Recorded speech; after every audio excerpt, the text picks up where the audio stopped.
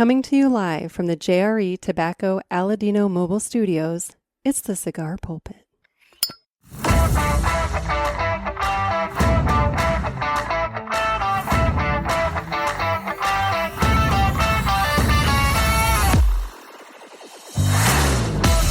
Hello, everybody, and welcome to another sermon from the Cigar Pulpit. I'm the Bishop of the Burn, Nick, and joining me by phone, we have my dad, Jim. How you doing? I'm well. I'm sitting out on the driveway of indifference. The driveway of it. I'm in the garage of love, and you're in the driveway of indifference. That's what I was going to say. You've got a garage of love. I have a driveway of indifference. Somebody drives by or walks by, they'll see it. They'll wave, and you'll just look at them, and that'll be that. I'll wave my hand and tell them to leave me alone. That's right. Oh yeah, that's Jim. That's Jim. He doesn't really play nice with others. That's right.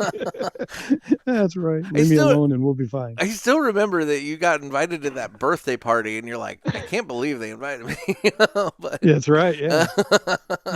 Two things I don't like: birthdays and parties. There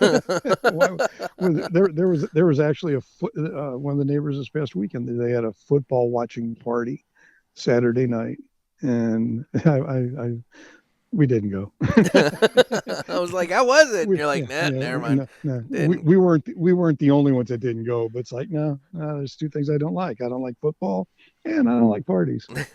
Well, there you go. Three things, and I don't like a lot of the neighbors. So why would I jump into that? I would say that just sounds like a hellacious evening all the way around. Otherwise, it would have been a great time. Were there snacks? What kind of snacks were present? That's the other thing. You had to bring something. Oh, for God's sake! They had bottled water and little things, I guess, but you had to bring something. No. You need to be providing snacks. So exactly right. Well, today I am going to be smoking the Wise Man Corojo from Foundation Cigars. I have the 6x52 Toro, and it features a Nicaraguan Corojo wrapper, and the binder and filler is also Nicaraguan. And then, as I recall, you have a leaf by Oscar. I do, in fact. I got a leaf by Oscar Sumatra. It's a 6x52, and it's got an Ecuadorian Sumatra wrapper, and I believe its filler's Honduran and the binder's Honduran. That would be. And if I look at the little barcode sticker on the side of it, it has a production date of 9/20/23. Oh, well, there you go. Yeah, no. All right. And the thing I like about leaf by Oscars is it comes wrapped in a cigar leaf. Yeah, they stand out in the humidor. Well, and they also give you something to piddle dick with when you smoke, because you can play with the leaf and turn it into stuff and things. So yeah. I mean, and I also enjoy sometimes. Brinker's aware of this. Every once in a while, when I'm sitting around bored with a cigar, I'll take my band, I'll take the, package, the cellophane or whatever, and I'll just kind of put it in the ashtray and light it on fire and just, watch it burn. And, that's a fun trick because you get to learn if a company uses plastic or plant-based cellophane. Yeah, it sounds real fun. Well, admittedly, the plastic is not cool, but it sounds like melting things in the ashtray that will never come out. But the plant-based one, that's when it's interesting because it burns differently. But some of the bands burn very, very nicely. Like with the Perdomo 10th anniversary Maduro has this really, really beautiful, rich, royal or cobalt blue color on the band with the gold. And when the flame gets that going, it burns very, very blue. It's very nice. So have you ever lit a lawn shed on fire? Can't say as I have. No, I was just curious because it sounds like you're the kind of guy that probably would. Oh yeah, that fertilizer was great. No. It was like the friggin' 4th of July. That shit was going up in there, and there was a hole in the ground. It was great. I keep my fires very small and localized into an ashtray, Right. But to my point, the two things that I love burning off of cigars more than anything would be sometimes you get a cigar that's wrapped in cedar, like the little cedar, yes. Yeah, they're fun to play with. That's super fun, especially in the Yeah. ice tent, because you light that in the ashtray and the whole tent just smells of cedar. It's very nice, very Yeah, aromatic.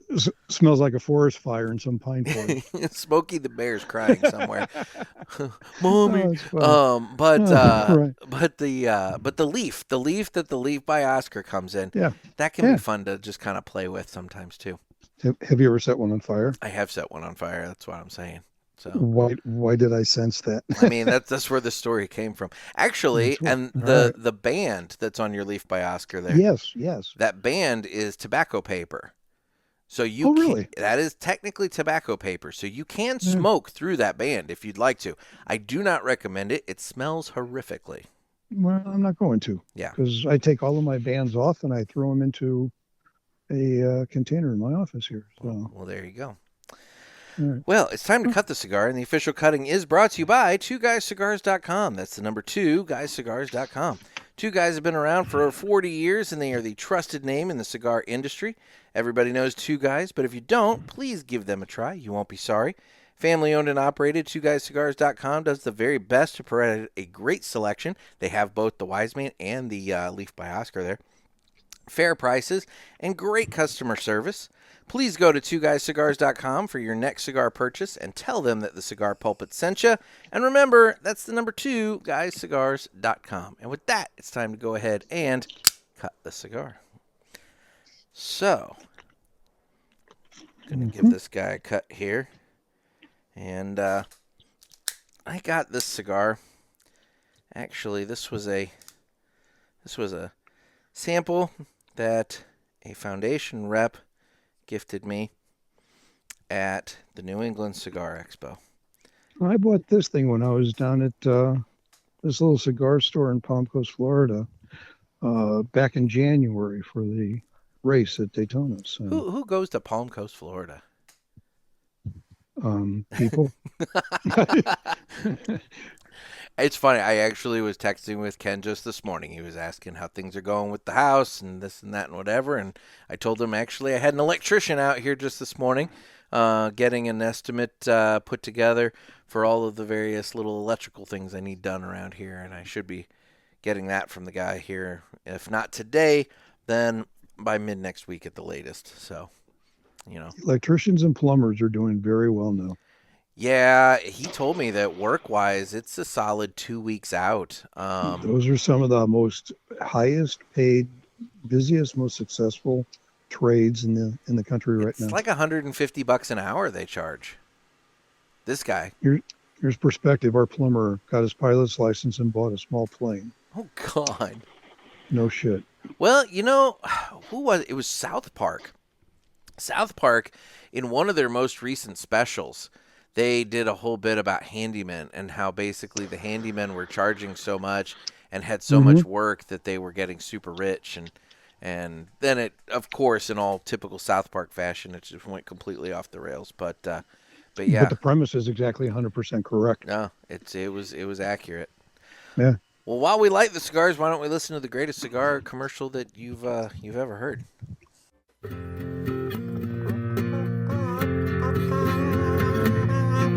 Some say cigars are all the same. It's just not true. It's you I have to blame. Well, I don't know, 'cause what I know, there is a cigar called Aladino Corojo. Aladino Corojo. Aladino Corojo. They say authentic, so we're not confused, while the others say it's a word that's just abused. I guess that's so, they can't compete. At least I'm sure Aladino can't be beat. Corojo. Aladino Corojo. Aladino Corojo. Aladino Cigars uses authentic Corojo tobacco from JRE Tobacco. This is the greatest commercial you ever heard. Yeah.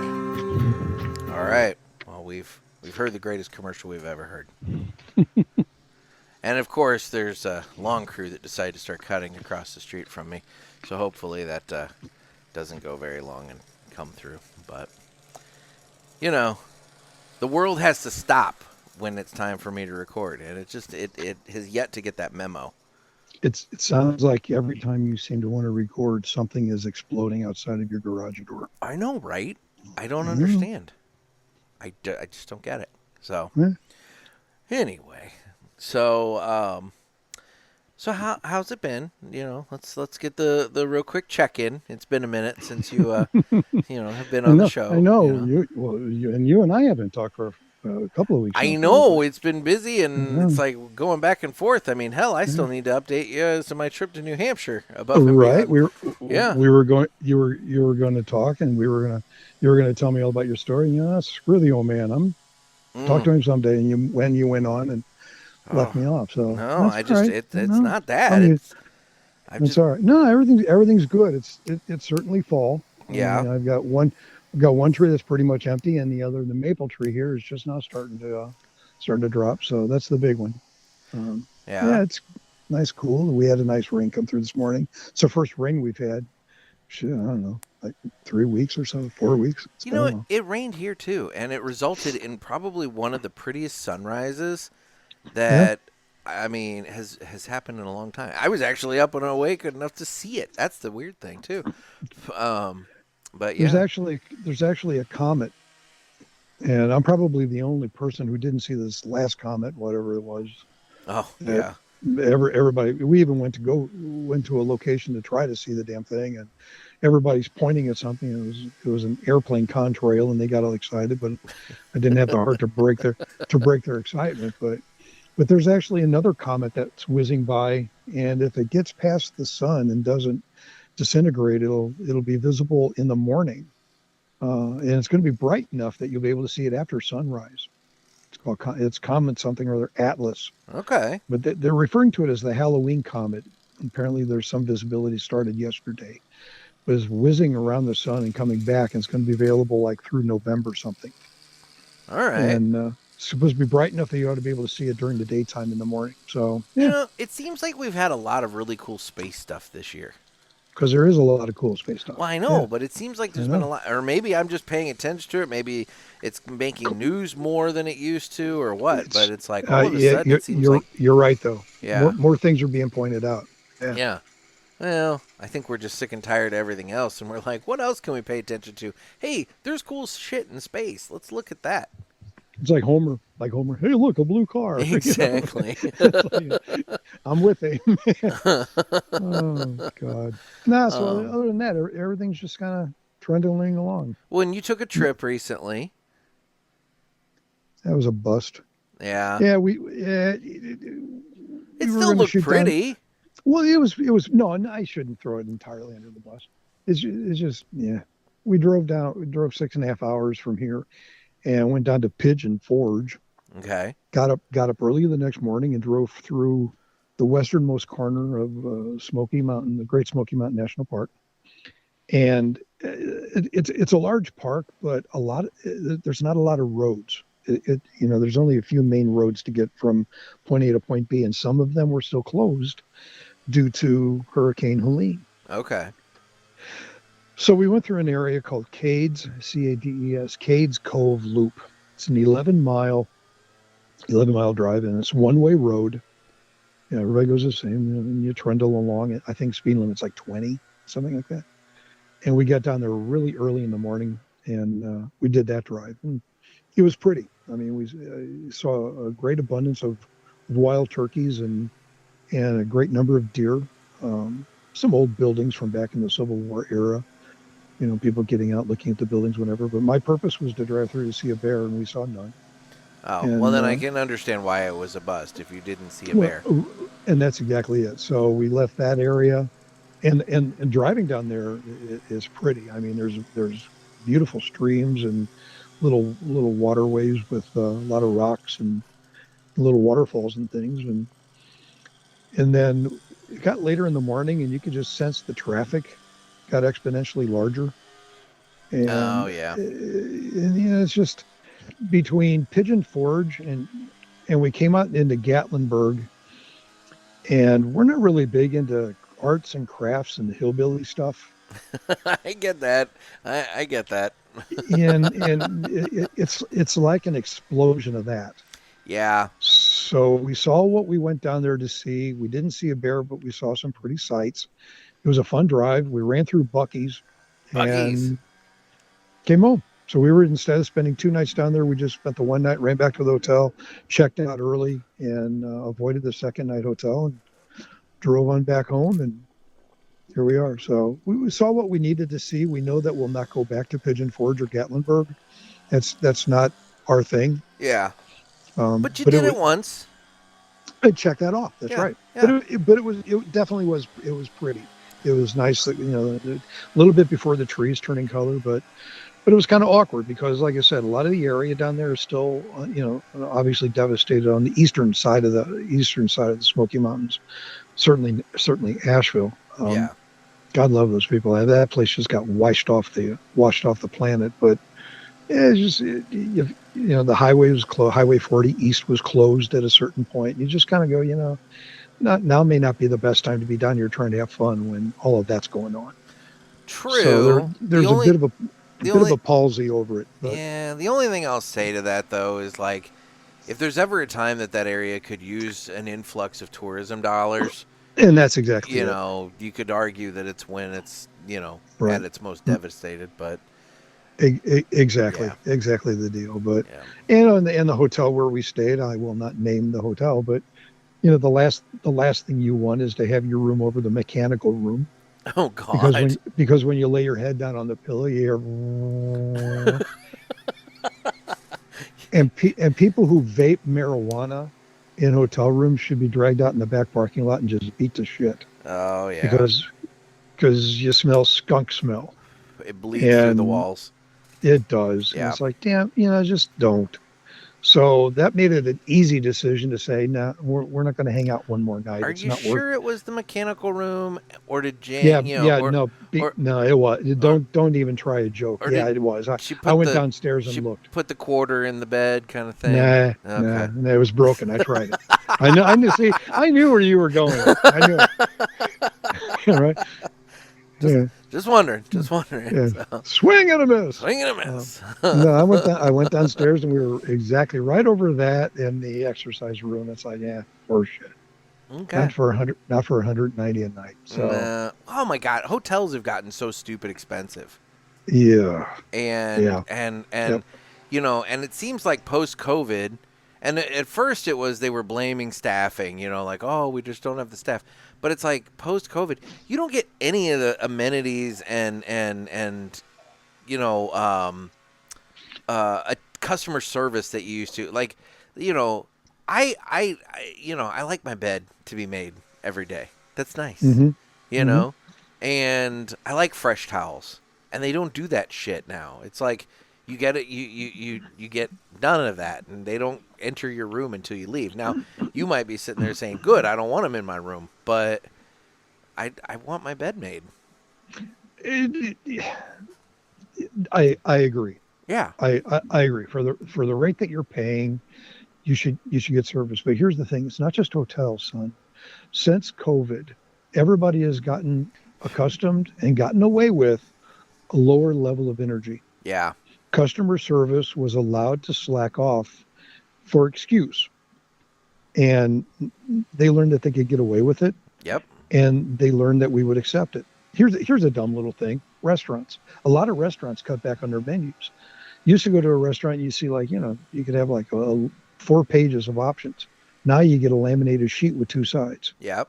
And so, well, wait a minute. What happened to XYZ? Where are the pork carnitas or whatever? We don't have those anymore. Why? Because somebody doesn't want to get off their dead arse and order pork and carnita the hell out of them. And it's just, it's almost like everything was allowed to go down a notch and a half because of COVID. Well, COVID's over. Get on with it. Let's get some work ethic back in this area, and let's start getting people up to a level of responsibility, and you get what you pay for. And everybody's talking about the high cost of inflation, and there's a reason. Do you really think prices are going to roll downward depending on whoever gets elected president, and I'm certainly not going to walk on that landmine. I was gonna say, yeah, but no, if you can charge more and people are paying it, why the hell would you roll it back? If people are stupid enough to pay more and accept less, that's exactly it. I remember distinctly during a recent presidential term that I'm not the current one, but there was a tariff on newsprint, Canadian newsprint, and I understand, products coming in from other countries, blah, blah, blah, tariffs and all this. I get it. However, newsprint is not produced in the United States anymore. All the companies and all the places that used to produce newsprint in the United States, they switched to cardboard because they can do it quicker, they can do it easier, and they get more money out of it because Amazon buys a fuck ton of boxes.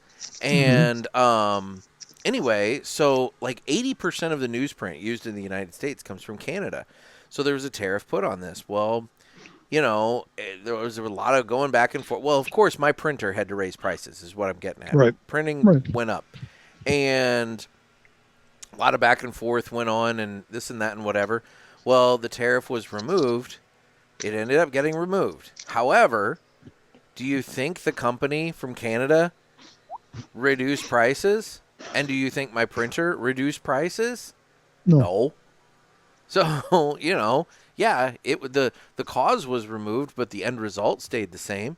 And also, don't even get me started on the minimum wage increase and how, like, that was definitely inevitably going to cause prices to go up because, if you're paying your employees a minimum of $15 an hour or whatever it ends up being, in your respective state, of course prices are going to go up.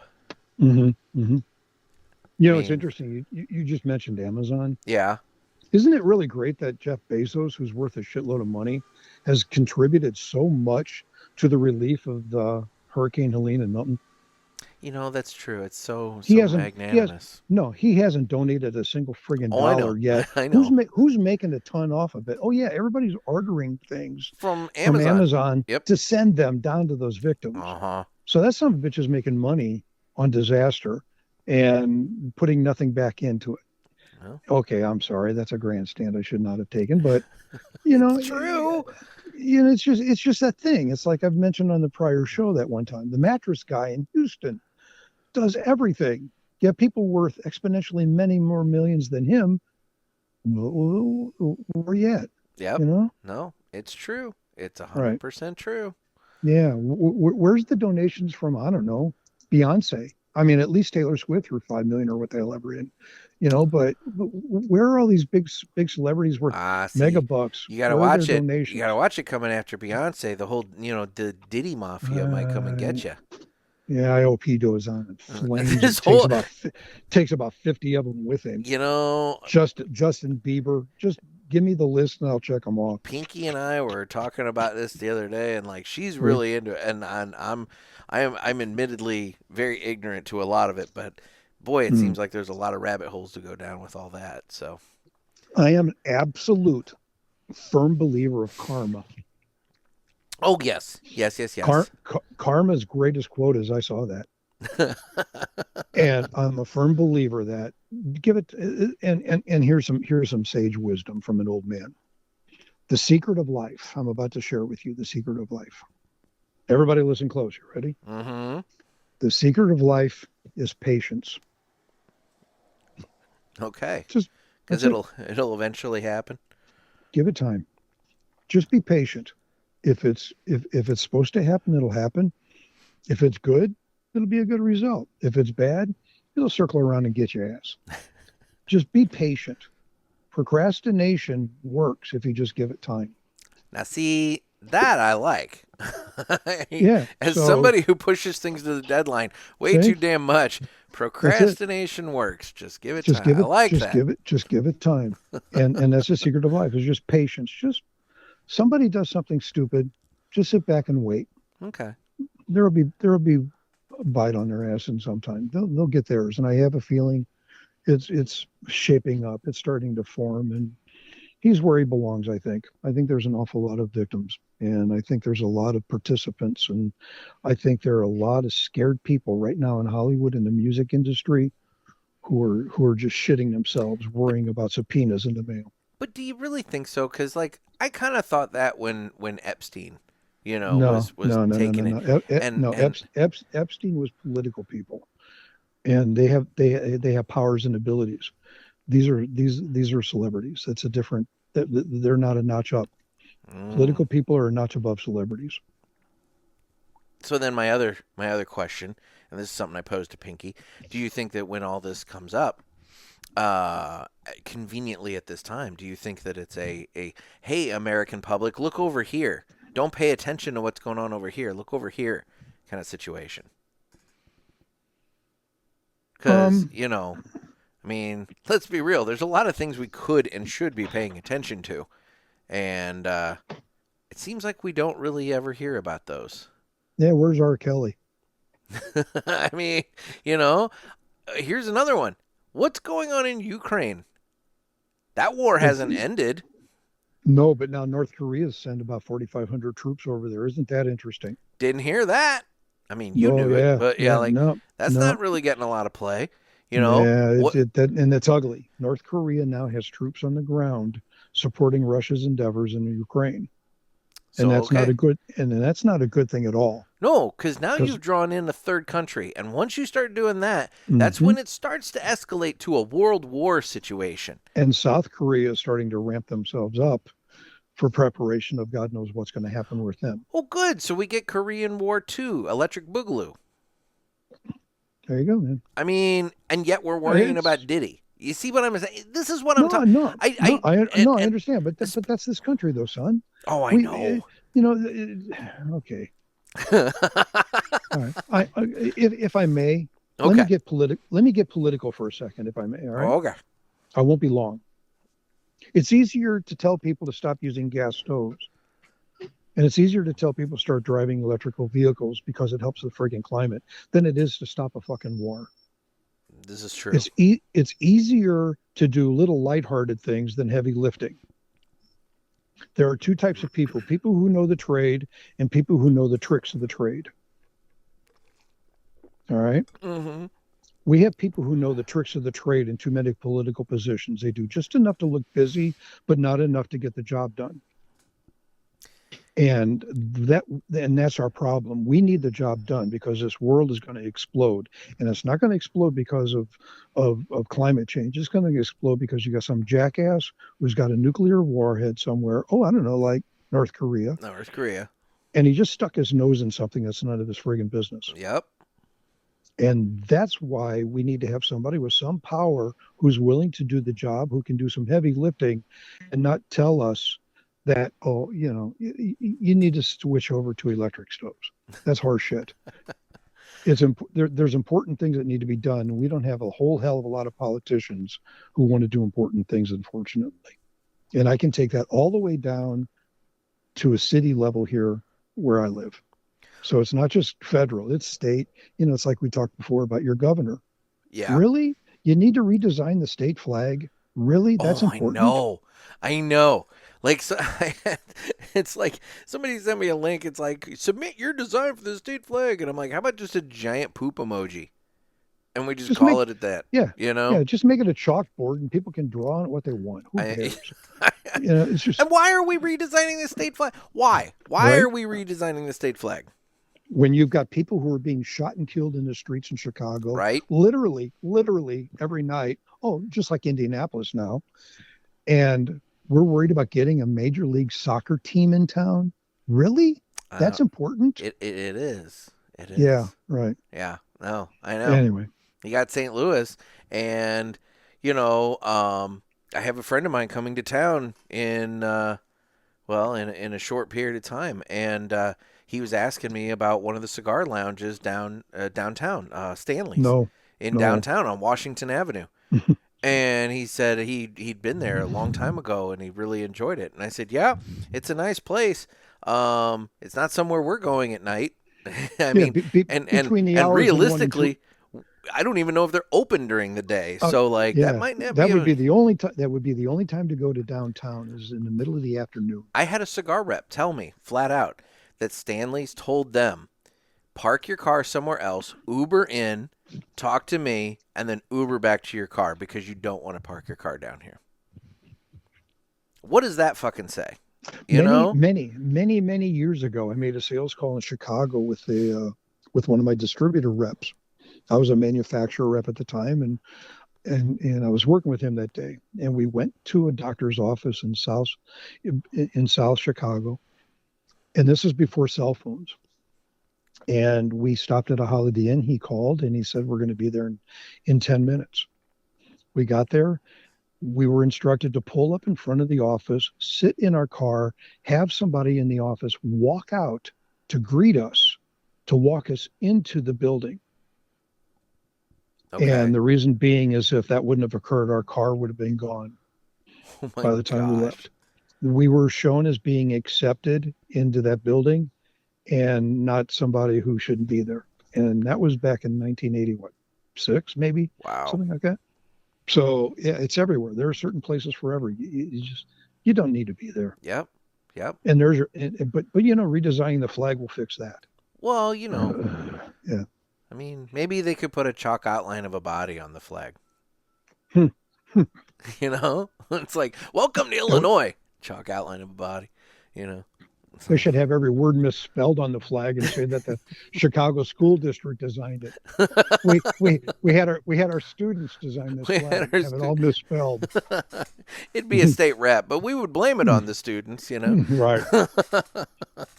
Oh God. Anyway, well, you know what? Why don't we do not that we're going to get political, but no. Why don't we switch this up? Why don't we do this? It's time for the Villiger Cigars Entertainment Report, brought to you by Villiger. Villiger Cigars, one of the leading cigar and cigarello manufacturers in the world, founded in 1888 and still family-owned and operated. Head over to villigercigars.com and check the store locator to find a shop near you that carries them. We guarantee that Villiger Cigars will be a wonderful addition to your humidor and cigar rotation. One quick addendum to that last conversation, then we'll move on. So I told you I had the electrician out here this morning giving me recommendations. And one of the things that I want to do with this house is, I currently am on 60 amp service and I want to upgrade to 100 amp. Because it seems like that's the standard, and 60 and whatever. So I'm like, all right, fine, I'll go to 100 amp. And I have like a list of other things, installing outlets here and changing this, changing that, just little things, Right. But the big thing was the box. And so he's looking at it and he told me, he goes, he's like, we can easily do 100 amp. That's no problem at all. He's like, but one thing for you just to think about, and I'm going to give you estimates for both. He said, you might consider 200 amp. And I said, why would I consider 200 amp? And he said, well, it's only $400 more than 100 amp. And he said, with the big push for electric vehicles, you need 200 amp in order to have a charging port in your garage and blah, blah, blah, and all that kind of stuff. And he said, you don't want to end up putting in 100 amp just then and have to turn around and do 200 amp later. And I'm like, yeah, I'll consider it. And I'm thinking, I'm not buying an electric vehicle anytime soon, man. So, I don't really know if I need to do that. But anyway. I would have enjoyed that conversation. I bet you would have. But Yeah. I'm just like, I'm thinking to myself, I'm like, dude, why? Why you got to do this? The future is not electric vehicles. The future is hybrid vehicles. Even Ford Motor Company has redirected a substantial amount of money into more of a hybrid initiative now because nobody's buying electric vehicles. Well, I drive too damn much for an electric vehicle. I mean, there's right now. You would, with my Pathfinder, if I fill that up, full tank of gas, it's an 18-gallon tank. If I fill that up, on a good day, good temperatures, not running like air conditioning and heat and everything, I can get about 500 miles out of that tank of gas. And there's not an electric vehicle on Earth that's going to give me 500 miles of drive time on a full battery. Certainly not under $200,000. There you go. Not one I can afford. Let's put it that way. Yeah, that's the point. And so, for me to buy a consumer available electric vehicle, you're what, 300 miles to a full charge? I mean, roughly 350. I mean, And then you get into altitudes, and then you get into cold weather, and it decreases And that's the X% in thing. I cold weather. drive my route on Wednesdays doing my deliveries and everything. I drive a lot on Wednesdays. And then on top of that, I do it every single week, whether it's 0 out or whether it's 100 out or whatever. It's like I'm making that drive. And so, yeah, I mean, I have to be able to rely on that battery. And it's just, I don't know. I'm not a fan. But anyway, so Villiger Cigars Entertainment Report. And on that note, Yeah, I know, right? We're just going right at it today. So, yeah, so what have you been watching lately? Television. Okay. I can go a couple of different directions here, and I'll let you decide. We can. Hang on, I'm getting a spam call because I get nothing but fucking spam calls these days. Because you're popular. No, have you been getting these? I mean, they have gone just absolutely crazy. There we go. I mean, I'm getting like 8 or 9 a day. Okay, I'm not getting nearly that many. And I block every number. So like this one, I just blocked it. You know, every number that calls, I block. If it's a spam call, I block it. And they just have more numbers. They just call from a different number. It's crazy. Yeah. Okay. Here's a real quick before we get to Villiger. Years ago, I was lucky enough to sit in and listen to General Norman Schwarzkopf make a speech. Okay. And this was after Desert Storm. All right. Okay. Which he orchestrated. I could have bought his rookie card at the Belleville Flea Market. There you go. And Schwarzkopf, yeah, right, his rookie card. No, And they had the Operation Desert Storm trading card That's set, funny. and it included the Norman Schwarzkopf rookie card. That's clever. I like it. Anyway, sorry. Please but he said a number of things, and back then you had Charles Keating, who was busted out in there, and this is pre your attention. Charles Keating was a real estate financial guy out in Arizona, out in Phoenix, I think it was, and he got busted for illegalities. Okay. And he had some guy with Michael, what's his face, with junk bonds and shit. And Schwarzkopf made a comment. He goes, some of the most brilliant people are sitting in prisons. He goes, these people know how to do things that you can't even imagine. And he cited them at the time as examples. Okay, I'll cite right now.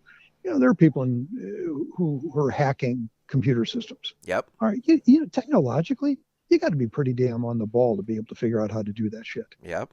And his point was being, if only you could take people who have those skills and get them to do good with those skills, imagine what we would accomplish. Yeah, well. And his whole mission was basically it's character. It comes down to a person's character, whether they do good or bad with those skills.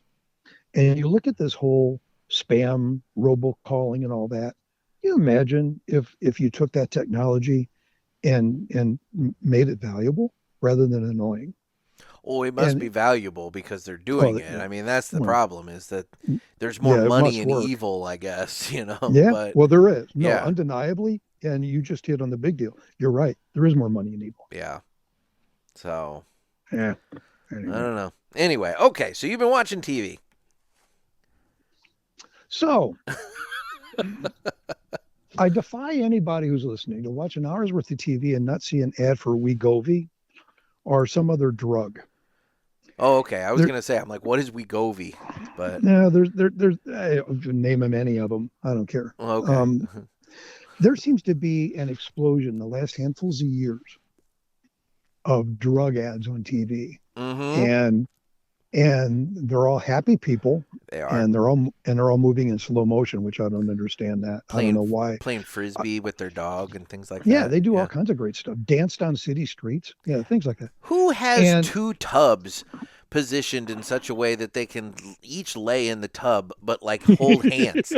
Who fucking does? Yeah, looking on a deck, looking over a lake. Exactly. Who does that? Even if I could, I wouldn't. But I mean, these are like clawfoot tubs. I mean, these are not insignificant tubs. But yeah, I don't understand. Yeah. Who's going to lug them out there? They're not. Look, clawfoot tubs are heavy. Anyway, I'm just saying, that deck is reinforced. But anyway, I know. So you look at that and you're going, there are all kinds of TV ads on there, and if you Google it, it says, well, because the FDA allows direct-to-consumer marketing. And that's the reason you get is they're marketing these pharmaceutical products now directly to you, the patient, so that you, the patient, go into the doctor and go, hey, hit me up with some of that Wegovy shit or Well, whatever yeah, it may be. because, they always start with, are you tired?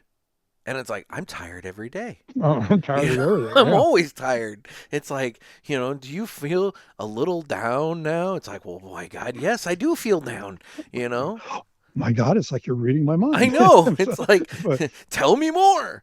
so what I thought I would do for your Villiger report is make it kind of a Villiger education report. Okay. And this is coming from somebody who spent over 40 years in the medical products, medical sales industry. Okay. And I'm gonna give you the back room reason why you're seeing part of the reason why you're seeing all these pharmaceutical ads on TV.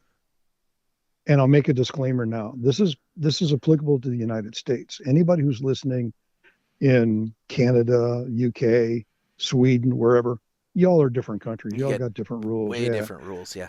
Yeah.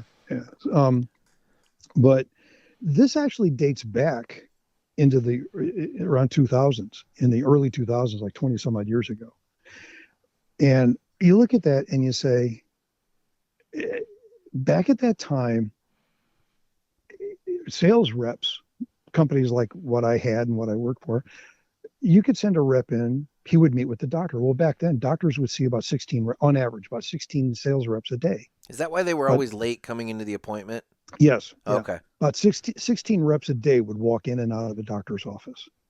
Okay. Well, all of a sudden, Medicare, the payers, and we'll circle back to them, Medicare started looking, going, that doctor there is starting to prescribe an awful lot of this one drug. I wonder why that is. And they started digging into it. Insurance payers started looking into it. And the doctor said, well, because of the rep. Well, what do you mean? Well, because their rep is paying me and flying me to conferences in Hawaii and buying me golf games and they're rewarding me for prescribing their drugs. Huh. Let's call that inducement. So Medicare and the payers came out and they said, these doctors are being induced. They're being persuaded to prescribe these drugs, even when the people may not need that drug. Well, the doctors then painted themselves as victims because these unscrupulous damn reps were paying them to prescribe drugs. But what the industry never really got conveyed to the payers was the doctors were the ones who said, if you fly me to Hawaii, I'll prescribe for you. If you take me out and treat me this, I'll do it. You couldn't make a sales call, and this is probably one of the only industries out there where it runs on lunches. There's doctors' offices still today that you don't see that doctor unless you bring in lunch for the entire staff. Ah, okay. There's an office, and I'll remember this forever. I had a sales rep in Washington, D.C. called and faxed me. She said, look at this, Jim. Can we do this? And it was an office she had gone into in Washington, D.C., where the endocrinologist had a sheet of paper typed up for sales reps. These are the things we accept for lunch. These are the things we do not want for lunch. You need to be able to provide settings for 12 people. Oh my gosh. And they were booking 3 months out. Oh my gosh. Well, our reps would take lunch in, and you may get the doctor for 2 minutes. He may come in, grab a sandwich, and leave. So you're talking to basically the front office staff and people who don't give a shit. Yeah, yeah. When I was doing budgeting for the companies, my biggest budget line items were travel, marketing, and entertainment. Huh. I had a rep in San Francisco, and I remember this forever. My phone rang one evening after hours, and it was the rep. He goes, Jim, I have a problem. I said, what's that? He goes, I took Dr. Such and Such out to dinner, and he ordered an entire dinner, dessert, and a bottle of wine to take home to his wife. How do I handle this? Oh my gosh. I said, well, you just gonna put it on your expense report and I'll approve it, but we'll never do business with him again. So the point I'm getting at is doctors were demanding reps to buy them things, to feed them, to fly them to conferences, to sponsor them. But the reps were the bad guys. The medical companies and the pharmaceutical companies were the bad guys. So that brings us up to Obama, who got into office. And part of his push for Obamacare were those damn pharmaceutical companies and their high pricing. And he started an initiative that basically was highlighting how these unscrupulous pharmaceutical companies were charging too much. Well, that's not the only factor in the case here. Medical insurance companies, providers, payers, and whatever, the pricing is based on what insurance companies pay. Yeah. Your doctor can bill $900, but the insurance company pays $150. That's what the doctor gets. Yeah. So pricing is based on reimbursement, and Medicare sets the tone basically. But Obama painted it that pharmaceutical companies and medical product companies were the bad guys in the industry. Well, when Obamacare started to swirl around, there was nearly 750,000 salespeople and marketing staff and people in pharmaceutical industries who lost their jobs because immediately the cost of doing business went up because there was medical device excise tax was being put in place based on gross sales, not net sales. And little companies couldn't afford the tax structure that was going to help fund some of Obamacare at the time. So a lot of people lost their jobs. Okay, so you take the pharmaceutical industry and you cut it down. You go, boom, okay, all these reps are now gone. Okay. And then in 2010, Congress stuck their nose in it, and they passed what's called the Physician Payment Sunshine Act. The Sunshine Act limited what reps could do where doctors are concerned to inhibit inducement, because remember, doctors were victims. Okay. Right? So now the lunches go away. Right. Well, no, lunches never go away. You still got to feed these people. Okay. Lunches don't go away. But like golf trips and the extravagant stuff. Tickets to theater. Okay. The extravagant stuff went up. Pens. You remember, and you probably don't remember, back in the early days in the 90s and 2000s, you go to a restaurant and they'd bring out your credit card bill and you'd sign it, and you'd look and you go, oh, it's a pharmaceutical pen. Yeah. And it had the name of the drug and whatever.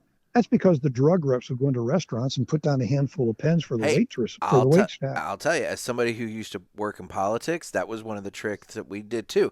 We would have the candidates, we'd make pens with the candidate's name on it, and then all throughout the district, we would go into restaurants and we'd give waitresses and waiters these pens.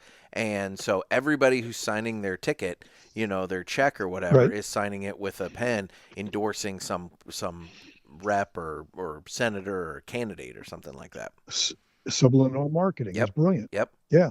Now you go to a restaurant and they give you a pen to sign. It's probably some cheap Staples or cheap Bic or something from Staples. And it's one that these waiters are having to provide. There you go. So I've had a couple of waitresses they get irritated when they're like, yeah, I'm down to my last pen, blah, blah, blah, blah, blah. And it's like, because people are stealing their pens, but it's their pens. Whereas before, nobody stole the pharmaceutical pen. They all worked great. It's just they were free. And so, that's why you don't see pens anymore, because companies can't provide pens to doctors because it doesn't have a direct positive impact on patients' health. Coffee cups. Can't give coffee. You go to conventions now in the medical industry, trade shows. Yeah. Giveaways suck. I mean, it used to be stuffed animals. Yeah. We used to give out little stuffed bears every year when I worked for a company, and people collected them. Nurse educators would collect every year. They'd get a bear. And those days are gone. You're not allowed to give shit away like that anymore because it has no impact, because that's inducing a doctor. You should come with me to one of these cigar trade shows one time. Let me tell you, the giveaways there are pretty good. That would be a hoot. So you add that and you say, all right, well, pharmaceutical and medical device companies are inhibited from inducing doctors. And then you throw in the fact that most doctors over the last numbers of years have become employees. They used to all be small business people. They don't know in practice. Over half of the doctors now belong to hospital networks. Okay, I've noticed that around here quite a bit. Yes, they're employees. Yeah, and they're employees, and they're based on how many patients they see a day, and they have performance matrices that they have to hit. Quality of care is never measured really. It's volume. Okay, so doctors now have less say so, and products are decided by committees, value-added committees, VACs, for the health network, for the whole system. All right, so then you add in the fact that a doctor is no longer a decision maker. He's just an employee. Mm-hmm. And drug reps can't go in there to see him anymore. They go see somebody else.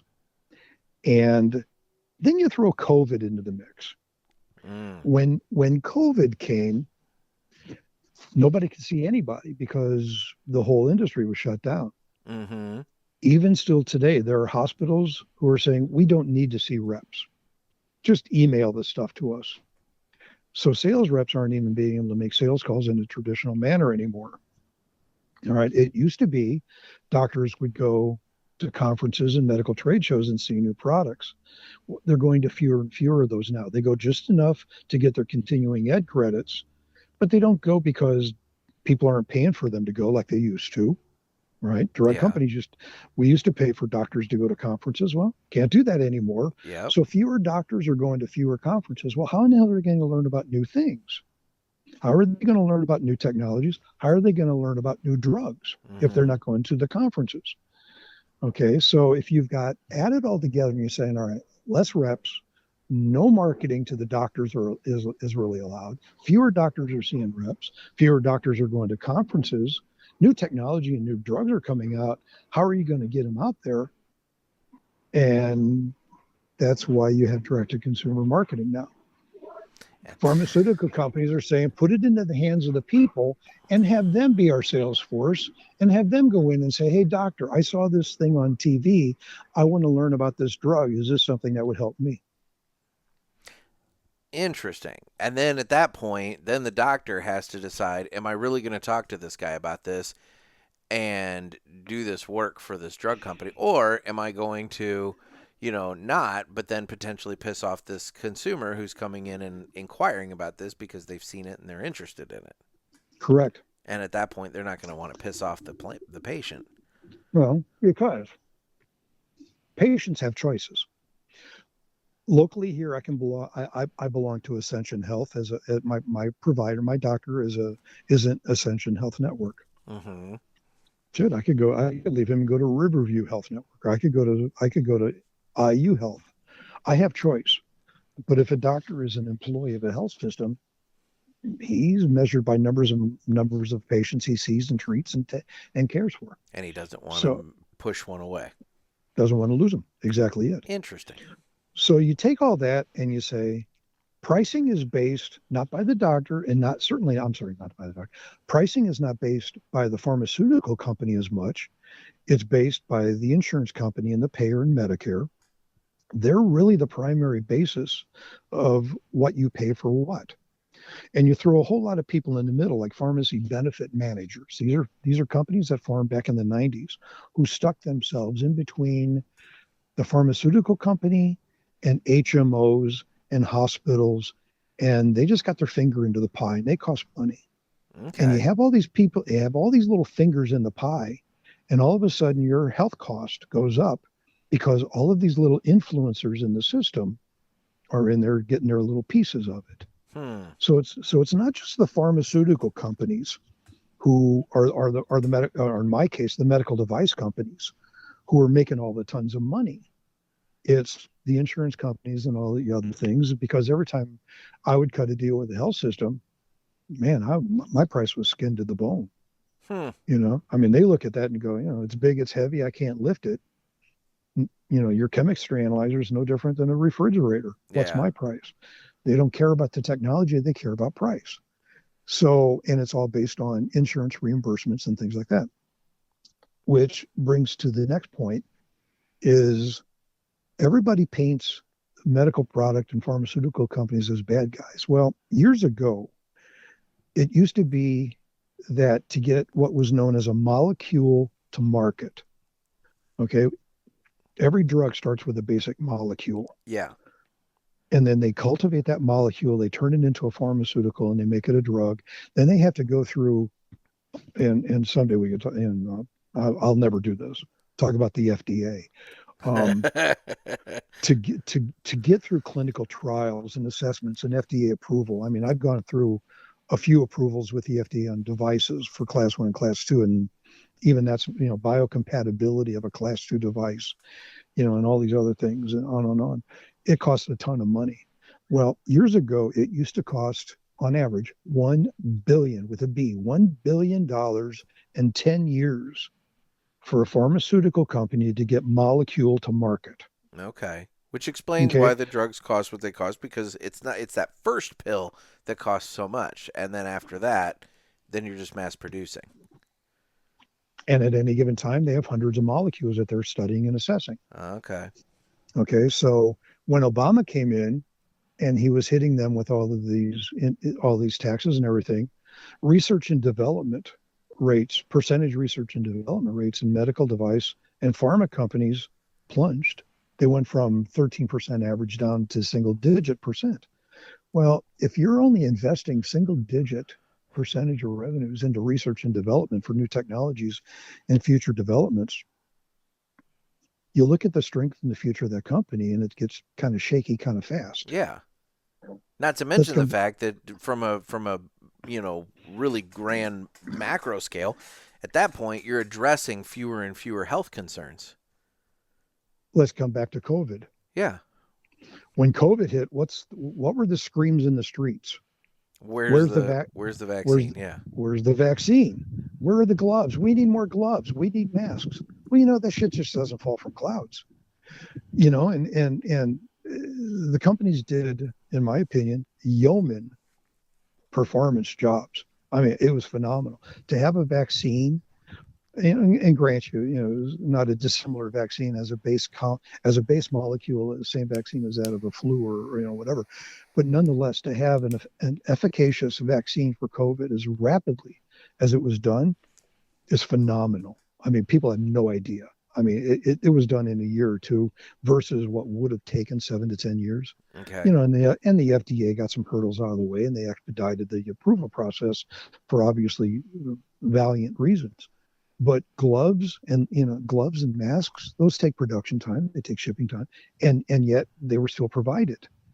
So you can take the industry and knock it down on its knees, and the industry will still move forward. I defy you to find an insurance company that's ever saved a life. But yeah, but I can find a few that have cost people their lives with the red tape.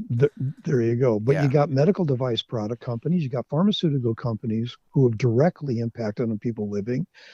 Doctors are still doing their jobs the best they can, shackled with the way the industry has reconfigured itself for them. But the whole thing comes right down to the reason you're seeing all of these ads on TV is because of the constraints that were put on the industry based on inducement laws, which were fictitious because doctors were asking for the things. Reps weren't just arbitrarily running around getting them. And insurance companies and Congress and all of that. And the only way you can get new technologies into the purview of your clinicians is if you circumvent the obstacles they have and put it into the hands of the consumer who says, hey, doc, I saw this on TV. Can you tell me about it? Interesting. Okay. All right. So you look at these ads, like I said, I don't understand why these ads are all filmed in slow motion. However, the thing I find interesting is the music. If you listen to the music in these ads, that tells you the demographic they're after. Yeah. A lot of the drug company ads, and start listening, these are songs from the 60s and 70s. Mm-hmm. All right. There's this old fact that said your favorite music tends, as you get older, moving on, your favorite music tends to be what you listen to in high school. Okay. I can see that. All right. I mean, I don't give a shit about any of the songs from the 90s and 2000s. They all suck. Yeah. I mean, I'm not a rap person. I hate hip hop. It's not singing. It's whatever. Yeah. But you put down something from like mid 60s into the 80s. I'm there. I mean, I was in high school in the 70s. Yeah. And you listen to the songs on these ads and you know the demographic they're pursuing. So what's interesting now is you put a mark in this spot, and I'll tell you right now, some of your listeners are young enough. Remember what I said 20 and 30 years from now, you'll be watching an ad on TV and there will be a Taylor Swift song playing. I mean, it's all going to be generational. Yep. But that's the basis as to the background, really, why you're seeing more direct to consumer is because of the constraints placed on direct marketing to the clinicians and health systems. I do joke that, you're getting old when you start kind of bopping along and dancing along and jamming out to the music in the grocery store.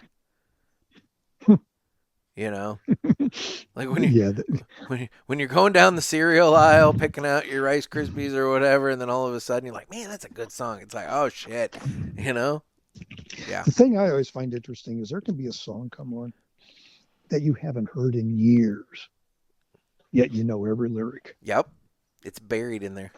And I couldn't recite a poem from sophomore year in high school if I had to. But you put a song on, like "Rock On" by David Essex. Uh-huh. I'll sing along word for word. It's just it's the same year, but it's different. So it's kind of a weird little thing of life. But interesting. Yeah. So anyway, that's why you got to tolerate these ads, because that's the way the industry is now. But well, my God, right now TV's nothing but political ads and pharmaceutical ads. So, that's it. Yeah. We don't really have any other ads to watch at this point. God. And that's the other sad thing. There used to be fun songs. There, plop, plop, fizz, fizz, oh, what a relief it is, and things like that. Yeah, right. Not anymore. Even those they're not even putting production or creative development into ads anymore. They're just like, yeah, do this, slap an old song on it, put it out there. And they are all the same generally. Like you said, it's just people running around and having fun and whatever. And it's like, do you have explosive diarrhea? Right. It's like, yeah, I mean, yeah. and my God, some of the side effects they have. Well, I was going to say, read those side effects. Oh my God. I know. It's like, fun. I mean, it's bizarre, but interesting. Well, all right. Yeah. So the medical industry is different than the cigar industry. I guarantee you that, because the trade shows are no fun anymore. It's just it's a constrained industry, but it always seems to continue along and survive. Well, see, there you go. You should just tag along to a cigar trade show with me one of these days, and you can go to a fun one. Yeah, right. You can actually have fun at a trade show for once. Yeah, I used to have fun at trade shows, but that was a long time ago. I was say it's been a long time, and we won't talk about those. What happens at the trade show stays at the show. And it doesn't matter if it's Vegas or where. That's exactly right. And anyway, so that's your Villiger educational report. Okay, well, I like it. And considering I haven't really watched anything new since the last time I did this, that kind of helped out. So, well, I have 3 crappy movies for you people to avoid. Okay, all right. Well, actually, one was interesting. The one, as anybody who's heard me on here before knows, we have a tendency of getting shitty movies, just because the dumber they are, the more entertaining at times. Sometimes there's one called Sting, Sting, Sting. Okay. A little girl caught a spider. Oh. Made her her pet spider until the damn thing got big and started killing people. Okay. Campy. That's the only campy as hell. Campy. Evil Dead 2. See, now that's a classic one. It is. We went back and watched that. Yep. That was campy but entertaining. So I met Bruce Campbell, the actor who played Ash in that. Yeah. I met him at college. He came down and did a speech down at SIU Carbondale. Yeah. And at the time, I was down there and I was in the journalism program, but I had this, I wanted to be a film critic and everything, right? Right. So I remember that. I had his book and I had his book. And so I'm in line to get my book signed, and I get up to him and I put the book down and I'm like, thank you for coming out and speaking, sir. And he's like, oh, no problem. He's like, what are you studying? I said, journalism. I want to be a film critic. And he looked up at me with just this look of venom in his eyes. And, I said, I like your film, sir. And he goes, you're going to be a really shitty critic. And I'm like, awesome. So there we go. That's my Bruce Campbell story. Oh, that's cute. That's funny. Yep. Yeah, that was like back in what, that was like a 1978 film or something like that. Yeah, it was an older one. Yeah. Yeah. So and the third movie is Late Night with the Devil. Okay, so tell me about that one because no, Brinker and I were going to go see that, and all right. we were going to go see that in the theater, and we did not because Yeah. the showtime that we were going to go see was actually pretty full, and it's now on Hulu, and I'm tempted to watch it, and I haven't Watch it. yet. Yeah, you need to watch it. It's an interesting production because it's basically it's like almost like it's like watching an old late night talk show. Yeah. We got the talk show host, and he has this episode, and he's very famous, and then the show starts to tank, and he brings a person on who's got a patient she's a possessed 13-year-old little girl, Okay. and it goes sideways. Well, I would think it would go sideways. So okay, all right. Yeah, it's one of those ones where you're sitting there, you're watching it, and it's just kind of like, yeah, okay, but oh my God. Yeah. Okay, all right. Because So you know, The Exorcist. I'm not really one for horror movies much, but like, this is not that. I mean, The Exorcist is one that like it that sticks with me for a long time and everything. No. And I'm not This is expecting it to be that level of quality. But no. There's none of that. None of that in this. No. Okay. And a TV series called Grotesquerie. Yeah, I don't know that one. It's on FX. Okay. All I have to say is Travis Kelce. Oh God. He's in this fucking thing. Really? Yeah. Niecy somebody. Some. Niecy Nash. Yeah. She's in it. She was on. She's the lead character. Yeah. She was on Reno 911. All right. Did you ever watch that? You're right. That's Yes. where I know. You're right. She was on familiar, and I didn't know She was where. on Reno 911, and I love Reno 911. Oh yeah, That show. Yeah, I agree. That show was so damn funny. Yeah, But- when they go to Miami is a good movie too. Yeah, so she's the lead actress in this, Okay. and I think we're on like episode 8 or something now, and it just takes a hard left-hand turn at episode 7, Oh God. and it's like I think it's 7, yeah, and it turns out that what you've been watching up to that point isn't what you were led to believe it is. And all of a sudden, it just flips upside down on your ass. Okay. And typically, when that happens, I usually stop watching because it pisses me off that you've yanked me along this long. Yeah. You sons of bitches! How dare you do that to waste my time? But we watched the next episode last night, and it's like, yeah, okay, all right, I'm in on the ride. We'll go the last few more. Huh. But Travis Kelce is in it, and it's kind of.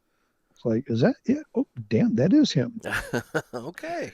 Yeah, he does okay, but it's just Well, kind I mean, of awkward. I wouldn't think that would be his forte, acting. No, it's not. No, he So- does better than you expect, though. I'll give him that. Well, okay.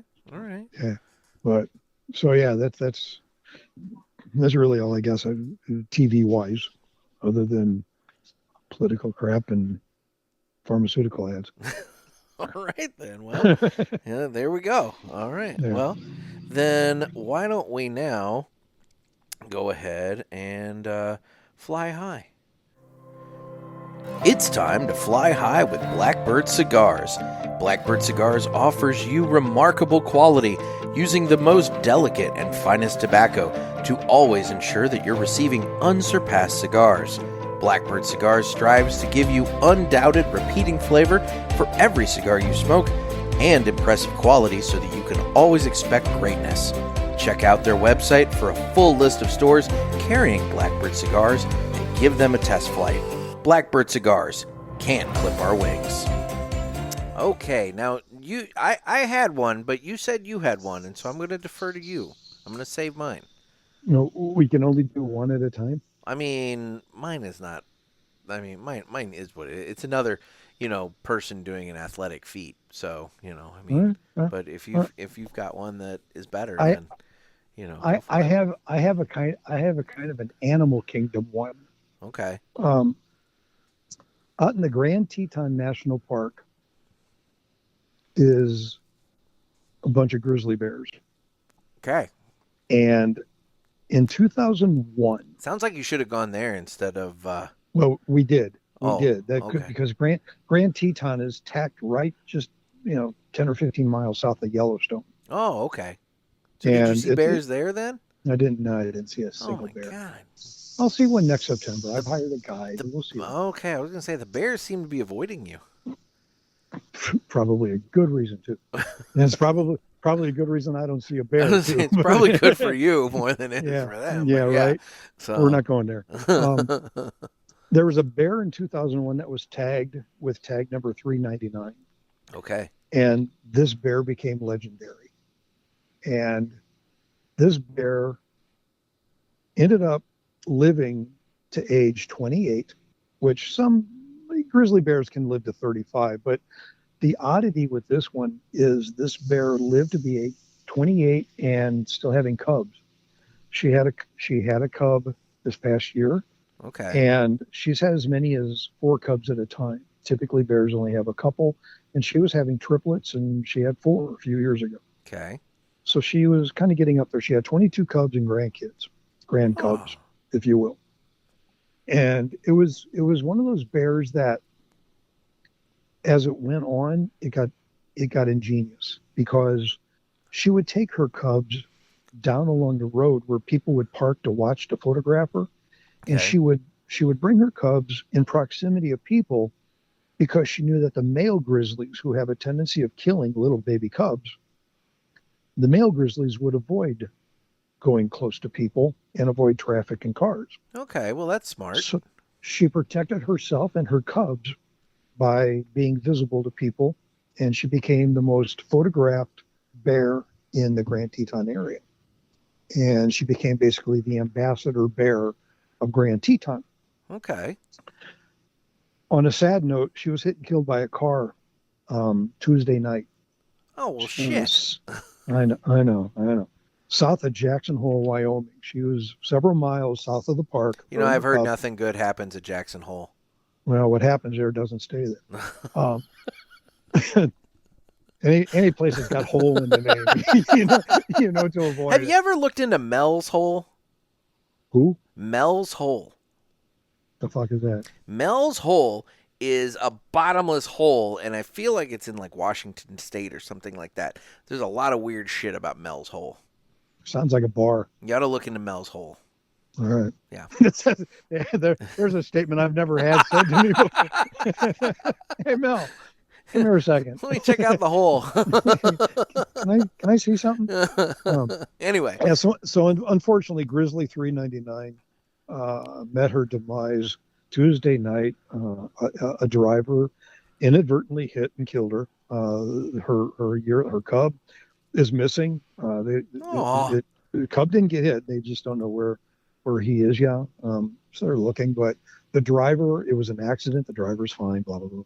It was just an unfortunate incident. A lot of bears get hit and killed out in Teton Park. I don't care about the driver. I feel bad for the bear. I know that. Who gives a shit about the right? bear? It's like, fuck. So I guess this is it's a happy, sad story. This bear lived longer than most bears. This bear was accomplished in the scheme of grizzly land. This bear was a good bear, and this bear had a good life. All right. So be like Grizzly 399. Live long, be happy, be friendly, and look both ways before you cross the damn road. And I guess, be like Blackbird Cigars and don't let anybody clip your wings or clip you with a car. don't get hit and killed. Don't get clipped by a vehicle. So there's shit. There's kind of an ever so slanted on your Blackbird Cigars. All right. Fly high thing. Okay. We're all going to miss Grizzly 3. She has her own Facebook page. Grizzly 399 has her own Instagram page. Oh my! I mean, this is a big deal. This is not a happy thing in the animal kingdom. Is Grizzly 399? So. Well, that's sad. I hate to hear that about Grizzly 399. It's my job. Interesting. Okay. Well, all right. Yeah. Where do you go from there, right? Well, we're gonna go here. Guess what, motherfucker? It's time for 3 cigars we smoked and enjoyed this week. I don't have anywhere else to go other than there. Speaking of the Tiger King there, I've talked about it on the last couple of shows, but I have to ask you, you don't. Do you have HBO Max? No. Yeah, I'll have to fix that for you. But there is a show on there called Chimp Crazy. And Yeah, I listened to your episode on that. holy shit. It's out of Yeah, she sounds like a nut job. well, she is, but it's out of Festus, Missouri, which is like 45 minutes from me here. Yeah, And I vaguely remember hearing something about chimps and whatnot. And no, this shit was happening very, very recently. And she was like hiding this chimp down in the Ozarks. And it wasn't a little guy. No, this is like a 30-something-year-old. This is like an older chimp. This is a big chimp. Yeah. So, it didn't rip anybody's face off like that one up in Stamford, Connecticut. Yeah, that was an ugly situation. Yeah, I don't know why somebody would take any wild animal and try to make it a pet. Oh, I'm telling you. And You're just asking for that one day. They explain it a little bit in this thing. I was thinking this in the first episode, and by the fourth episode, they finally said it, which is the vast majority of people with chimpanzees as pets like that are females. And what it boils down to is they want a child, but they don't want a child that's going to grow up and move out and develop up a life. They want a child that is just never thinks for itself and just is always a child with them. And the problem is these chimps, after like age 5, that's when they start to get dangerous. And they don't necessarily move on with life, but they get dangerous and they get unpredictable. Well, you don't realize and they don't realize how strong they are. Super strong. Yeah. Yeah. I mean, even little ones. Yep. Are like monstrously strong. Yep. So, anyway, so 3 cigars we smoked and enjoyed this week. Do you have ones that you can name off? I'm kind of putting you on the spot. I don't know if you were ready for this one or not. I'm accustomed to your spot putting. I'm ready. You're a professional. You've got this. There you go. I had a Romeo and Juliet, a Reserva Real Nicaragua. Okay. It was a Midnight Twist Toro. Ooh, the blue band one. Yeah, the blue band one. Yeah. It was in that bag of 4, whatever it was that you gave me. I don't know, whatever the hell it was. From TPE. Yeah. Yeah, saw you a couple of times ago. Yeah, it was a 6x54. It was a solid medium smoke. Mm-hmm. And it was absolutely 110% enjoyable. That thing was tight. It smoked like a champ. I like that one, and I like the regular one. But then they came out with this one, which is kind of a barber pole, and both of them are really, really good. I do enjoy that one. Yeah, this was the barber pole, the Midnight Twist. Yeah, it was surprising. I thought it would be a lot firmer or a lot stronger, and it fit right down the middle. It was nice. Well, there you go. Yep. So my first one that I had recently was the West Tampa Tobacco Red Toro, and that's the one that the parishioners chose as their top cigar of 2023. And every time I smoke it, I'm like, I understand why they chose it. It's a great cigar. It's a nice medium, and it smokes wonderfully, and you get some good time out of it. So I enjoyed it. Good one. Yep. So what's your second there? Cuba Aliados Natural Rigordo. Okay. It was a 6x60. And I don't remember my exact details on it other than it was just, it was a good medium smoke. Yeah. And it's one of the ones where I didn't find myself dicking with it. I sat here, I had it, I enjoyed it. And it didn't take me one way or the other. It was just a very pleasant, okay kind of a smoke. My next one is very similar to that in that there's nothing that I would say blew me away, but at the same time, it served the purpose that I needed it for at the time, and it was a good, solid cigar, and I would totally smoke it again. And that was the Oliva Serie O Natural in the Churchill size. I bought like a fresh pack, one of those little humidified packs of different Oliva cigars prior to my deliveries this past week, and I got a really good deal on it. It was like 5 Churchills for like $25, and so I got this thing, and I fired it up, and what was nice is it lasted the whole drive from the cigar shop all the way to the printer. and it smoked really, really well with the window down and everything. I mean, it was nice. It was very pleasant, so I enjoyed it. Can you pay when you're driving and smoking like that? Are you paying attention to the cigar so much, or is it just there? It's kind of just there, although that drive specifically that I'm talking about, I have done that every Wednesday for coming up on 10 years now. So, like, realistically, I pay attention, but I could do it in my sleep if I had to. Yeah, it's on autopilot. Right. So it's one of those things where I can put a little bit more. Am I studying flavor notes?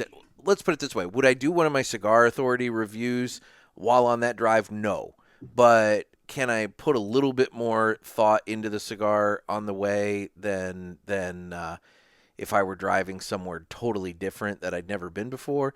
Yes, I can concentrate on it a little bit better. Got it.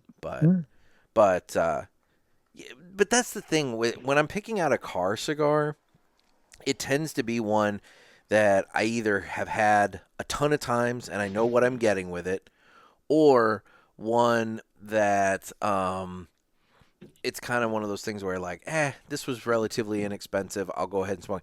I mean, when you break it down, this was a $5 Churchill cigar. So, I mean, I got seven by whatever. I don't remember what the exact size. Technically, it should be 7 by 47, but I don't know if it actually is a 47 ring gauge on that thing. I mean, I got a fairly long cigar for $5. So, and Oliva's good. So I'm not going to complain. You like Churchills? Because I tend to not do a Churchill. That's one. So I don't smoke Churchills a lot when I'm sitting on the patio or if I'm sitting somewhere and enjoying it. And in the car, it truly depends on the drive. With my drive to my printer, I have that extra like little bit of time, and so I don't mind a Churchill because I get a little extra cigar out of the deal. And I would rather do a longer cigar than a fatter cigar. I don't want the 6x60 versus it's a mouthfeel thing. I tend to just go a little longer with it versus a little fatter with it. Yeah, see, I'm just the opposite. I don't like the long ones. I don't like a Church. I don't know how to describe it. I feel like when I have a Churchill or some big long dinkus thing hanging there, it feels silly to me for some reason. I want a stubby stogie kind of a. It is a little silly until it gets to about Toro size. Once you burn off that first inch, then it's like, okay, whatever. Now I'm in a Toro. Right. But yeah, I understand. Yeah. I tend to go to the Robustos and Toros. That's why I ask. And Panatel is never. Yeah, no way. I'm not. It's a thing. Anyway, and my number 3 isn't always a go-to. It's an Aladino Cameroon. There you go. Done. My number 3 is one that I smoked recently on the show with Pinky, and that was a Perdomo 20th anniversary sun-grown. And I mean, it's definitely one that you gotta, if you like it, you like it. I know the Perdomo line tends to not be your thing. They tend to be too strong for me. And it was a little strong for Pinky too. So I get it. So, have you ever had a Perdomo you didn't like? I know that answer, but I thought I'd ask. No, there are ones that I prefer more than others. Yeah, but I haven't had one that I didn't like. Because even although I will say I haven't smoked all of them. Like I really like the Perdomo Habano sun-grown, but I haven't had that one in like the Connecticut, like the shade version. So I can't say that's the case. In terms of like the Connecticut ones that I've had of theirs, I've had the 30th anniversary. It's good. It's my least favorite of the 30th anniversaries. And then the Champagne, but the Champagne, there's a lot going on with that one, and that one is definitely not a weak cigar by any means. So, So yeah, I like them. But Now you got to hang with Nick Perdomo up in New England, didn't you? yeah, I'll tell you that story off air. Oh, okay, okay, good. Yeah. I guess my question I was going to go to is, what does he tend towards? What is his? I mean, he's obviously he's got a realm. I was gonna say he's Yeah, all over the place, but his kingdom of Perdomo-ness. I think he What would be tends. his go-to? Is he a Robusto or is he a What's he? Oh, in terms of size, that I Yeah, I don't. mean, he's got to have a go-to. Well, the one I saw him smoke was a Toro, but All right, yeah. that was also out of his rep's travel case, and so Oh, so he took what he could get. and his rep had a whole bunch of Toros with him. So yeah, so it was Because I kinda know one of those who is things. it? I'm trying to recall, and I apologize. I'm trying to remember. At Aladino, Justo. Yeah, he's a Robusto guy. Yeah, see, a lot of these guys like the smaller ones because they can Yeah. get more of them in a day, and they can try different things. And a lot of retailers do that too. They like the Coronas Right. and the Robustos and that sort of. And that's Julio actually, Roa, Justo's dad. Right. He smokes Rothschilds, which are even smaller than the Robustos. Right. Not by too much, but a little bit. And so they like having the smaller ones so they can just kind of get through them a Got it. little quicker and get more in. But yeah, so All right. yep. But All right. all right. Well, we're at the point now where I point out that I'm available on Instagram at the Cigar Pulpit. I'm on Facebook where we have the Pulpit Parishioners group. You can get in on the fun there. Twitter/X. I'm on YouTube where you can watch this and you can see my garage. I have my little garage studio thing going on here, which is better than it was. I definitely put in a lot of work in this garage. Are And you then- parking inside? Are you parking inside yet? I need to move like one thing, and then I can park inside. I have I have a one of the wine fridges where the compressor is bad, and somebody's going to use it as humidor, and I'm storing it for that person until they are ready to take ownership of it and get a Cigar Oasis going. So once this is out of here, then I can pull my car in. Excellent. Good. Yeah, no, it was a lot of work, let me tell you. Yeah, I know. Yeah. I watched that episode. As you could tell, it was definitely a lot cleaner. So good. Yeah. Good job on your part. So, and then I need questions for the Ask the Pulpit, so you can give the hotline a call at area code 863-874-0000. And then you're on Instagram. I would be, in fact. Yeah. Yeah. I'm on Curmudgeon on Instagram. Mm-hmm. Somehow, for no apparent reason that I can explain, I seem to have picked up a few new followers. See, that's how it happens. I don't know who the hell they are or anything like that, and I don't even know why the hell they'd even want to look at my page. But you're more than welcome to. Because you're putting pictures up. See, that's the thing about Instagram. That's why I loved Instagram when I first got onto it. It was pretty pictures. I didn't have to deal with all the bullshit of Facebook and everything. It's like it was pretty pictures, and I could just look at it. Yeah. Now you go on Instagram and it's fucking videos. It's basically TikTok light, and I wish they would go away from that. I understand, from a business side why they're pushing it because it's, they were losing to TikTok and they wanted to push the video. But by God, I wish we could go back to just pretty pictures again because I liked the pictures so much more. Yeah, that's it.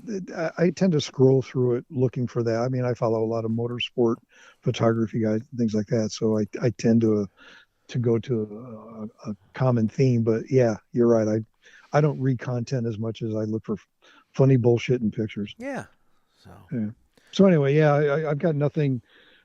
I mean, racing season's over with. I've got no races here and nothing planned until next spring, obviously. So I don't know what I'll be doing over the winter, but there will be some photos You'll somewhere find about something. something.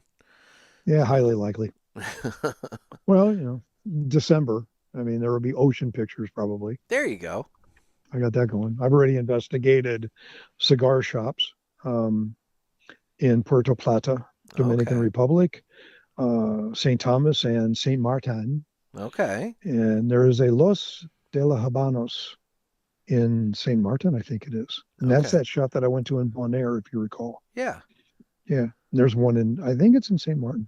Okay. So I'll be hitting them up. I'll be going there trying to get some of my little favorites that I've learned over the last couple of cruises. So we'll see. Perfect. But yeah, there'll Sounds be photos in December, if not before. Well, there we go. See, something for people to look forward to. Yeah, right. I'm sure they're all, oh Jesus, I can't wait. Ooh. On bated breath, Set your calendars. Oh, fun. All except Luke. Luke doesn't give a shit. Yeah, he doesn't care. That's what I like about him. I don't give a shit. He's posting It's funny. pictures of dick clouds, so whatever. It's that lousy rat bastard. I sit on my driveway here, and I have my flight that flight tracker, flight radar. I think is the app, and I'm watching airplanes, and I'm always looking for a dick cloud now. Well, yeah, you want to submit. Yeah, I do. Uh-huh. Luke has gotten in my brain. I have a Luke parasite in my cerebellum. Oh, fun. One day I will find one. One day. Yeah. Some of them are a bit of a stretch. I'll give him that. Every once in a while I look at one and I'm like, I don't see it. And then I see his little outline and I'm like, okay, I'll give it to you, but you had to outline it, So it tells you everything you need. It tells you everything you need to know about Luke. There you go. If he can look at things and see dicks. Yeah.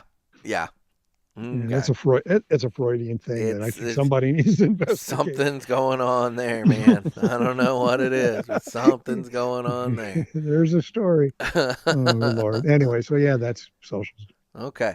Well, final thought on your Leaf by Oscar there. We really didn't talk about the cigars. No, really, I'm down. Right. I'm down to the final third. Obviously, I removed the band, but if I hadn't, I still wouldn't quite be at the band. Okay. And I love these cigars. I mean, this is just it's got a good tone to it. And I know you don't discuss tones, you discuss flavors. I don't do that. It's starting to unravel. It's starting to shred just a bit. The wrapper is starting to kind of like fray a little on me, and I don't care. Yeah. But yeah, this. If I could have a box of Leaf by Oscars, I'd be set. I'd be happy. There you go. All right then. And then I am down to the little nubby part of my Wise Man Nicaraguan Corojo here from Foundation, and Corojo. Different company. It's still, yeah, but still good cigar. It's been the strength is on the retrohale. I've done a few, and I hadn't hacked up a lung. I want that noted for the record. No, see, you're right. But, I wouldn't have known that you've been retrohaling. I've not heard this. Yeah, but if you the folks on the YouTube, they might see my eyes pop out of my socket every once in a while. Okay, no, wait. Let's stop right now. Stop. Okay. You do this all the time. Yeah. The YouTube, really? Oh, I do it just because it's just funny. It's like Facebook, it's like the going YouTube. Going to the Walmart. People say that, and that their IQ is about 12 notches below. Oh, is that what we're saying? Going to the Walmart.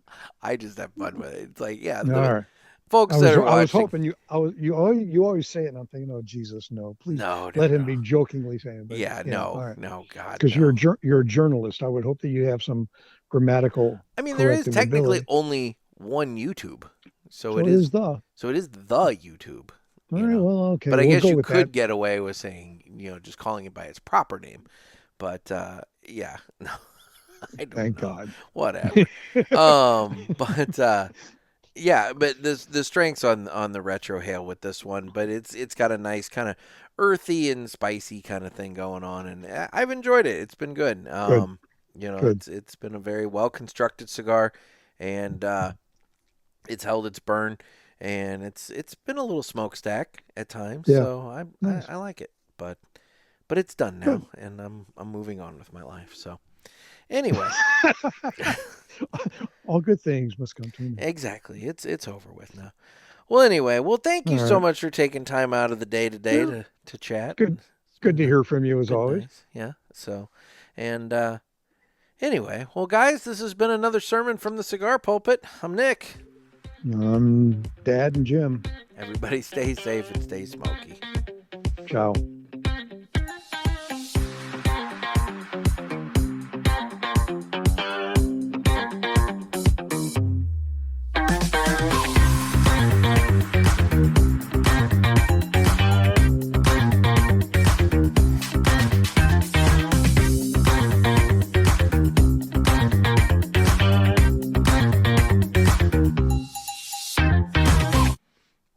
righty. Take care, everybody.